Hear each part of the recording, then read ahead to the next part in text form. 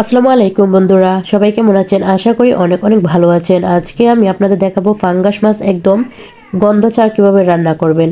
আমরা অনেকে আছি যারা গন্ধের জন্য ফাঙ্গাস মাছটা আসলে খাই না, তবে আমার ছোটো সময় থেকে অনেক পছন্দের একটি মাছ। কারণ হচ্ছে আমি ছোটো সময় থেকে কাঁটা যুক্ত মাছ আমি খাইতে পারি না, তো আমি সবসময় ফাঙ্গাস মাছটা পছন্দ করি। তো আজকে হচ্ছে আমি দেখাবো যে কীভাবে একদম দুর্গন্ধ ছাড়া আপনারা এটা রান্না করবেন। কারণ হচ্ছে এটা আমি বাসায় করি প্রায় সময়ই, কারণ হচ্ছে আমি যেহেতু এটা পছন্দ করি মাংসটা হচ্ছে আমি মাছটা বেশি পছন্দ করি। তাহলে শুরু করা যাক।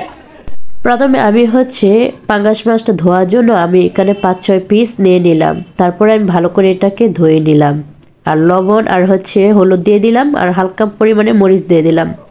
এটাকে ভালো করে মিক্স করতে হবে, কারণ যত বেশি ভালো করে মিক্স করবেন তত বেশি ভালো হবে, ভাজাটা তত বেশি সুন্দর হবে।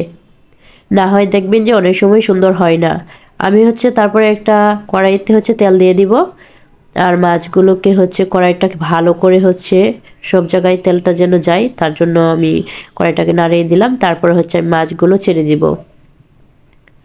আমি আপনাদেরকে বলে রাখি, আমার যেহেতু গ্যাসের সমস্যা, দুপুরের টাইমে হচ্ছে গ্যাসটা কম আসে, আর প্রায় সময় রাতের বেলা হচ্ছে গ্যাসটা কম আসে।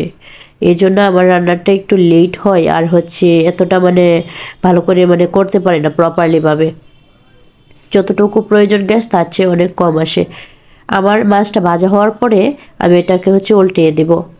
আমি একটি কড়াই নিলাম, আর সেখানে পেঁয়াজ কুচি দিয়ে আর তেল দিয়ে সেটাকে ভালো করে ভেজে নেব। ভেজে নেওয়া হয়ে গেলে সেটাকে একদম ব্রাউন কালার করতে হবে, কারণ হচ্ছে ব্রাউন কালার করলে সেটা ফ্লেভার অনেক সুন্দর আসে। এরপরে আমি সেখানে হলুদ, লবণ, ধনের পাতার হচ্ছে কাঁচামরিচ দিয়ে তারপরে সেখানে ভালো করে ভেজে আমি সেটাকে ঢেলে দেব। এরপর এটাকে ভালো করে মিক্স করব, আর এটাকে হচ্ছে ভালো করে আপনার জাল দিতে হবে, কারণ হচ্ছে এটা যদি ভালো করে না হয়, কষে না আসে, তাহলে হচ্ছে সেটা মজা লাগবে না। তার জন্য আমি হচ্ছে এটাকে ভালো করে জাল দিয়ে নেব। ঝোলটা যখন ঘন হয়ে আসবে তখন আমি হচ্ছে মাছগুলো ছেড়ে দিব, আর এটাকে হচ্ছে মিক্স করে তারপরে কিছুক্ষণ রেখে দিব। 2-3 মিনিট রেখে দিয়ে তারপরে আমি সেটাকে উঠিয়ে নেব। আর এই ছিল আজকের রেসিপি। যদি আপনাদের ভালো লাগে তাহলে অবশ্যই আমার ভিডিওটি লাইক এবং কমেন্ট করবেন। ধন্যবাদ।